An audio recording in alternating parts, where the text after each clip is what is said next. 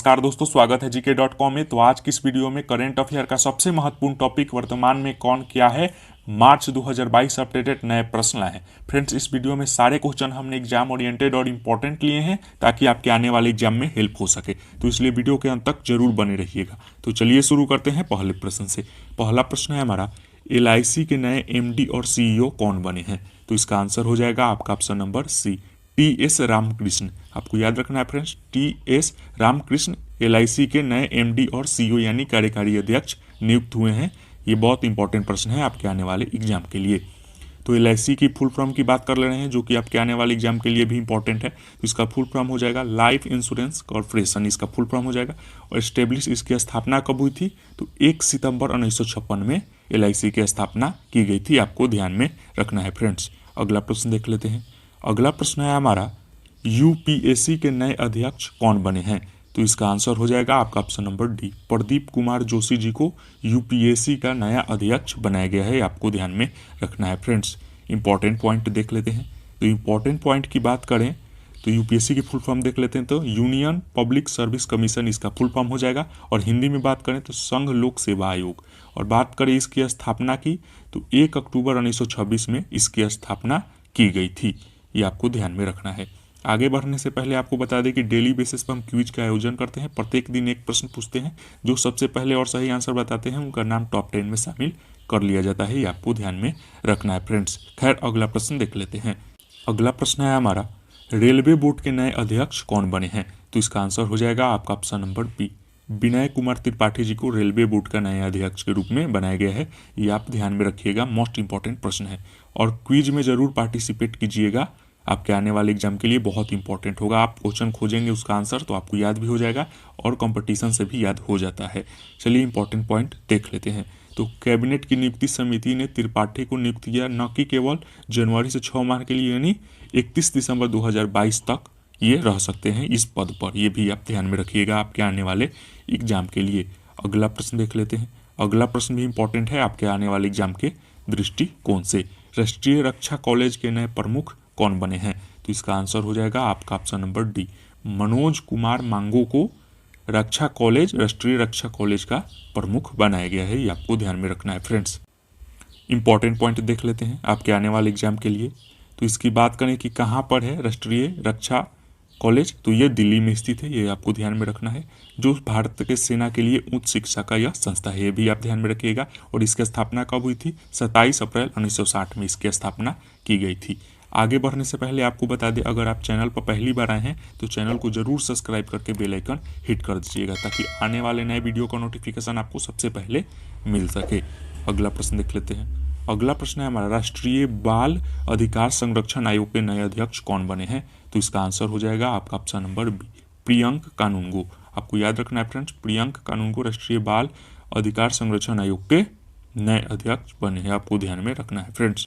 Important point देख लेते हैं। तो इंपॉर्टेंट पॉइंट की बात करें तो आयोग के लिए 0 से लेकर यानी 0 से 18 वर्ष की आयु के सभी बच्चों के सुरक्षा का प्रदान महत्व करता है। और इसकी स्थापना की बात करें तो 2007 में की गई थी। आपको ध्यान में रखना है फ्रेंड्स। अगला प्रश्न देख लेते हैं। अगला बहुत इंपॉर्टेंट प्रश्न है आपके आने वाले एग्जाम के लिए। नासा के नए अध्यक्ष कौन बने हैं? तो विल नेल्सन। आपको याद रखना है फ्रेंड्स, विल नेल्सन नासा के नए अध्यक्ष बने हैं। आपको ध्यान में रखना है फ्रेंड्स। इंपॉर्टेंट पॉइंट देख लेते हैं। इंपॉर्टेंट पॉइंट की बात करें तो नासा के फुल फॉर्म की बात करें तो national aeronautics and space administration, इसका इंग्लिश में फुल फॉर्म हो जाएगा। और हिंदी में बात करें तो राष्ट्रीय वैमानिकी और अंतरिक्ष प्रबंधन। और इसकी स्थापना कहाँ हुई थी? तो 29 जुलाई 1958 में यूनाइटेड स्टेट में इसकी स्थापना की गई थी। वीडियो पसंद है तो लाइक एंड शेयर जरूर कीजिएगा अपने फ्रेंड के साथ। अगला प्रश्न देख लेते हैं। अगला है हमारा, राज्यसभा में विपक्ष का नेता कौन है? तो इसका आंसर हो जाएगा आपका ऑप्शन नंबर सी, मल्लिकार्जुन खड़गे जी को राज्यसभा में विपक्ष का नेता बनाया गया है। और बात करें मल्लिकार्जुन खड़गे जी की तो वह भारतीय राष्ट्रीय कांग्रेस के नेता हैं। ये आपको ध्यान में रखना है। अगला प्रश्न देख लेते हैं। अगला प्रश्न है हमारा, राज्यसभा में सदन का नेता कौन है? तो इसका आंसर हो जाएगा आपका option number C, Piyush Goyal. आपको याद रखना है फ्रेंड्स, पीयूष गोयल राज्यसभा में सदन के पक्ष के यानी सरकार के पक्ष के नेता हैं। ये आपको ध्यान में रखना है। अगला प्रश्न देख लेते हैं। सारे क्वेश्चन इसमें इंपॉर्टेंट है, इसलिए जरूर अंत तक आपसे 3 या 4 नंबर यहाँ से बन सकते हैं आपके आने वाले एग्जाम के लिए।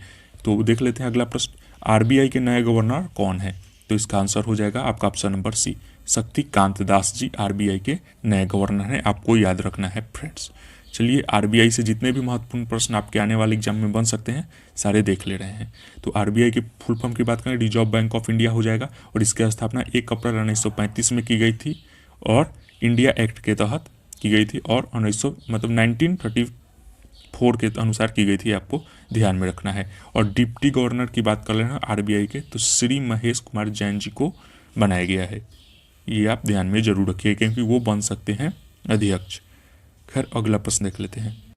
अगला प्रश्न है हमारा, एनसीबी के नए महानिदेशक कौन है? तो इसका आंसर हो जाएगा आपका ऑप्शन नंबर ए, सत्यनारायण प्रधान जी को एनसीबी यानी नैरोकोटिक्स कंट्रोल ब्यूरो का नया अध्यक्ष बनाया गया है, प्रधान बनाया गया है। चलिए इंपॉर्टेंट पॉइंट देख लेते हैं इससे रिलेटेड। तो अश्वपाक नियंत्रक ब्यूरो यानी नारकोटिक्स कंट्रोल, जो भी गांजा भांग ड्रग्स वर्क्स उसको रोकने का काम करती है यह संस्था। इसकी स्थापना की बात करें तो 17 मार्च 1986 में इसकी स्थापना की गई थी, ये आपको ध्यान में रखना है। भारत की नोडल ड्रग्स कानून प्रवर्तक और खुफिया एजेंसी है, जो कि पहले ही आपको हम बता चुके हैं। अगला प्रश्न देख लेते हैं। फ्रेंड्स अगर आप इस वीडियो का फ्री में पीडीएफ पाना चाहते हैं तो लिंक डिस्क्रिप्शन में दे देंगे, टेलीग्राम पर जुड़ जाइएगा, वहाँ से पीडीएफ आपको प्रोवाइड करा दिया जाएगा। और टेलीग्राम पर हम डेली बेसिस पर क्यूज का आयोजन करते हैं ताकि आपका सारे क्वेश्चन रिवीजन हो सके। अगला प्रश्न देख लेते हैं, आर्थिक विकास संस्था के नए अध्यक्ष कौन बने हैं? तो इसका आंसर हो जाएगा आपका option number B, Nand Kishore Singh.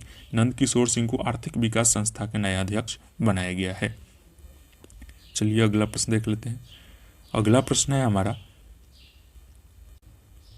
Bharat के नए नौसेना प्रमुख कौन बने हैं? तो इसका आंसर हो जाएगा राधा कृष्णा हरी। आपको याद रखना है फ्रेंड्स, राधा कृष्णा हरी भारत के नए नौसेना प्रमुख बने हैं, ये आप ध्यान में रखिएगा। आप प्रत्येक वर्ष नेवी डे कब मनाया जाता है?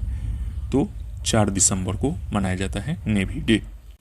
अगला प्रश्न देख लेते हैं, भारतीय वायुसेना के नए प्रमुख कौन बने हैं? तो इसका आंसर हो जाएगा आपका ऑप्शन नंबर सी, विवेक राम चौधरी। यानी विवेक राम चौधरी जी को इंडियन एयरफोर्स का नया अध्यक्ष बनाया गया है, ये आपको ध्यान में रखना है। और एयरफोर्स से रिलेटेड महत्वपूर्ण जानकारी देख लेते हैं। तो ये प्रत्येक वर्ष 8 अक्टूबर को एयरफोर्स डे मनाया जाता है और इसकी स्थापना 1932 में 8 अक्टूबर को की गई थी, ये ध्यान में रखिएगा। वीडियो पसंद आए तो लाइक एंड शेयर जरूर कीजिएगा अपने फ्रेंड के साथ। भारतीय थल सेना के प्रमुख कौन है? तो मनोज मुकुंद नरवणे जी भारतीय थल सेना के प्रमुख हैं, ये आपको ध्यान में रखना है फ्रेंड्स। और बात करें इसकी स्थापना की तो 1 अप्रैल 1895 में स्थापना की गई थी इंडियन आर्मी की, और 15 जनवरी प्रत्येक वर्ष इंडियन आर्मी डे मनाया जाता है, ये भी आप ध्यान में रखिएगा फ्रेंड्स। अगला प्रश्न देख लेते हैं। अगला प्रश्न है हमारा, बीसीसीआई के नए कोच कौन है? तो इसका आंसर हो जाएगा आपका option number C, Rahul Dravid ji. आपको बता दें राहुल द्रविड़ जिन्हें दवाल के नाम से भी जाना जाता है, उनको बीसीसीआई के नए कोच बनाया गया है, मुख्य कोच। और बात कर रहे हैं बीसीसीआई की फुल फॉर्म की, तो board of control for cricket in India इसका फुल फॉर्म हो जाएगा, भारतीय क्रिकेट नियंत्रक बोर्ड। इसकी स्थापना 1928 में की गई थी। और अध्यक्ष की बात करें तो सौरभ गांगुली जी इनके अध्यक्ष हैं बीसीसीआई के। अगला प्रश्न देख लेते हैं। अगला प्रश्न है हमारा, प्रधानमंत्री फसल बीमा योजना के कार्यकारी यानी अध्यक्ष यानी सीईओ कौन है? जो 2-2 हज़ार करके आता है रुपया फसल बीमा किसानों के खाते में, उसके नए अध्यक्ष कौन है? तो इसका आंसर हो जाएगा आपका option number B, Ritesh Chauhan. आपको याद रखना है फ्रेंड्स, रितेश चौहान को प्रधानमंत्री फसल बीमा योजना के मुख्य कार्यकारी अध्यक्ष बनाया गया है। इंपॉर्टेंट पॉइंट देख लेते हैं, कब इसकी शुरुआत हुई थी? तो 2016 में भारत के प्रधानमंत्री नरेंद्र मोदी ने शुरुआत की थी, ये भी आप ध्यान में रखिएगा। अगला प्रश्न देख लेते हैं। अगला प्रश्न है हमारा, एसएससी के नए अध्यक्ष कौन है? तो इसका आंसर हो जाएगा आपका option number C, Brijraj Sharma ji को एसएससी का नया अध्यक्ष बनाया गया है, ये आप ध्यान में रखिएगा, जो कि स्टाफ सिलेक्शन कमीशन इसका फुल फॉर्म होता है, ये भी आप ध्यान में रखिएगा। हिंदी में फुल फॉर्म की बात करें तो कर्मचारी चयन आयोग। बहुत महत्वपूर्ण प्रश्न है। अगला प्रश्न देख लेते हैं। अगला प्रश्न है हमारा, एनसीसी के नए महानिदेशक कौन बने हैं? तो इसका आंसर हो जाएगा आपका ऑप्शन नंबर सी, गुरवीर पाल सिंह को एनसीसी का नया अध्यक्ष बनाया गया है, ये आप ध्यान में जरूर रखिएगा। एनसीसी की फुल फॉर्म की बात करें तो नेशनल कैडेट कोर इसका फुल फॉर्म हो जाएगा, नेशनल कैडर कोर इसका हिंदी में। और 16 अप्रैल 1948 में इसकी स्थापना की गई थी, यहाँ से भी क्वेश्चन बन सकते हैं। अगला प्रश्न देख लेते हैं। अगला प्रश्न है हमारा, सीआरपीएफ के नए अध्यक्ष कौन बने हैं? तो इसका आंसर हो जाएगा कुलदीप सिंह को सीआरपीएफ का नया अध्यक्ष बनाया गया है। ये आपको ध्यान में रखना है फ्रेंड्स। अगला प्रश्न देख लेते हैं।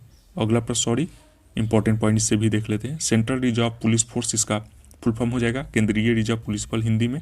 इसकी स्थापना 27 जुलाई 1939 में की गई थी। ये भी आप ध्यान में रखिएगा। वीडियो पसंद आए तो लाइक एंड शेयर जरूर कीजिएगा अपने फ्रेंड के साथ। अगला प्रश्न है, आईटीबीपी के नए महानिदेशक कौन बने हैं? तो इसका आंसर हो जाएगा संजय अरोड़ा जी को आईटीबीपी के नए महानिदेशक के रूप में बनाया गया है। ये आप जरूर ध्यान में रखिएगा फ्रेंड्स। चलिए फुल फॉर्म की बात करें आईटीबीपी की, तो भारतीय तिब्बत सीमा पुलिस इसका फुल फॉर्म हो जाएगा। इसकी स्थापना एस्टेब्लिश कब हुई थी? तो 24 अक्टूबर 1962 में इसकी स्थापना की गई थी। आप ध्यान में रखिएगा। अगला प्रश्न देख लेते हैं। अगला प्रश्न है हमारा, बीएसएफ के नए महानिदेशक कौन है? तो इसका आंसर हो जाएगा आप option number A, Pankaj Kumar ji को बीएसएफ का नया महानिदेशक बनाया गया है। ये आप ध्यान में रखिएगा। बीएसएफ की फुल फॉर्म की बात करें तो बॉर्डर सिक्योरिटी फोर्स इसका फुल फॉर्म हो जाएगा और गठन 1 दिसंबर 1965 में इसका स्थापना यानी गठन हुआ था। अगला प्रश्न देख लेते हैं। अगला प्रश्न है हमारा, इंडियन एयरफोर्स के वाइस चीफ कौन बने हैं? तो इसका आंसर हो जाएगा आपका option number C, Sandeep Singh को इंडियन एयरफोर्स का वाइस चीफ बनाया गया है। ये आप ध्यान में जरूर रखिएगा फ्रेंड्स। अगला प्रश्न देख लेते हैं। सारे क्वेश्चन हमने एग्जाम अलग से आपको मोदी मंत्रिमंडल से जितने प्रश्न बनेंगे वो नेक्स्ट वीडियो में बना देंगे, इसलिए चैनल को सब्सक्राइब करके जरूर रखिएगा बेल आइकन, ताकि जब डालेंगे वीडियो अपलोड करेंगे तो आपको मिल जाएगा। खैर अगला प्रश्न देख लेते हैं। अंतर्राष्ट्रीय विधि आयोग के नए अध्यक्ष कौन बने हैं? तो इसका आंसर हो जाएगा आपका option number C, Bimal Patel. Bimal Patel ji अंतर्राष्ट्रीय विधि आयोग के नए अध्यक्ष बनाए गए हैं। और बात करें इसकी फुल फॉर्म की तो इंटरनेशनल लॉ ऑफ कमीशन इसका फुल फॉर्म हो जाएगा। ये आप ध्यान में रखिएगा। अगला प्रश्न देख लेते हैं। अगला प्रश्न है हमारा, भारत के पर्यटन विकास निगम के नए अध्यक्ष किसे बनाया गया है? तो इसका आंसर हो जाएगा आपका option number B, Sambit Patra ji को, जो कि भारतीय जनता पार्टी के प्रवक्ता हैं। उनको भारत के पर्यटन विकास निगम के अध्यक्ष के रूप में बनाया गया है। वो बीजेपी से संबंधित है, आपको बता चुके हैं। अगला प्रश्न देख लेते हैं। अगला प्रश्न है हमारा, आईसीजी यानी इंडियन कोस्ट गार्ड के नया महानिदेशक किन्हें बनाया गया है? तो बीरेंद्र सिंह पठानिया जी को आईसीजी का नया बनाया गया है महानिदेशक। ये आप ध्यान में रखिएगा। इंपॉर्टेंट पॉइंट देख लेते हैं। इंपॉर्टेंट पॉइंट है हमारा, इंडियन कोस्ट गार्ड इसका फुल फॉर्म हो जाएगा भारतीय तटरक्षक हिंदी में, और इसकी स्थापना 1 फरवरी 1977 में की गई थी। इसकी स्थापना ये आप ध्यान में रखिएगा। अगला प्रश्न देख लेते हैं। अगला प्रश्न है हमारा, इसरो के नए अध्यक्ष कौन बने हैं? तो इसका आंसर हो जाएगा आपका option number C, S Somnath. आपको याद रखना है फ्रेंड्स, एस सोमनाथ इसरो के नए अध्यक्ष बनाए गए हैं। तो चलिए इसरो से महत्वपूर्ण जानकारी आपको बता दे रहे हैं। तो इसरो की फुल फॉर्म की बात करें तो भारतीय अंतरिक्ष अनुसंधान संगठन इसका फुल फॉर्म हो जाएगा, Indian space research organisation Hindi में हो जाएगा। ये आप ध्यान में रखिएगा। और इसकी मुख्यालय की भी जान लेते हैं, क्योंकि यहाँ से पूछा जाता है प्रश्न। तो बेंगलोर में इसका मुख्यालय है। और इसका गठन कब हुआ था?